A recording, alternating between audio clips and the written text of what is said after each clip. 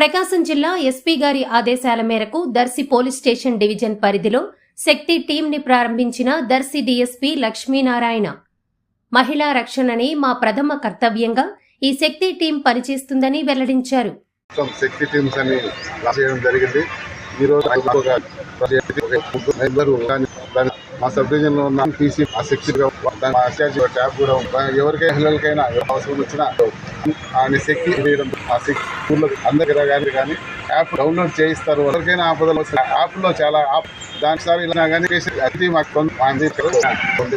ప్రమాదం దానికి ఎప్పుడు సిద్ధంగా ఇందులో ఇంకా చిన్న అందరూ సభ్యులు కానీ